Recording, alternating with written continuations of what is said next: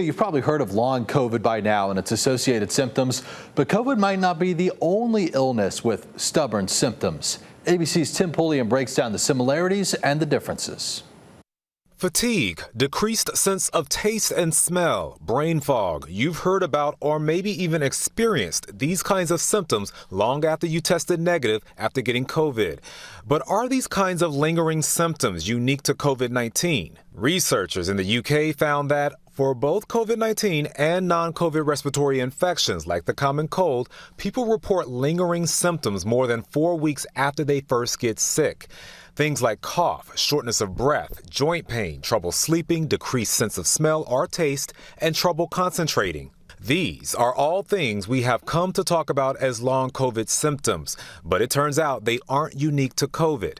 In the study, about 13% of those who reported lingering symptoms 4 weeks out did have COVID earlier, but almost 5% who had these symptoms had been diagnosed with a non-COVID infection instead. But some symptoms were more likely to happen after COVID than other illnesses. Things like trouble tasting or smelling, dizziness, or memory problems, what people sometimes call brain fog. The study also identified which symptoms seemed to go away first. These were things like coughing, shortness of breath, and problems with taste and smell. Even though COVID is new, these findings show that the disease might be more similar to other, more familiar infections. And it might help researchers expand how they think about long COVID and how to prevent and treat the symptoms. With this Medical Minute, I'm Tim Pulliam.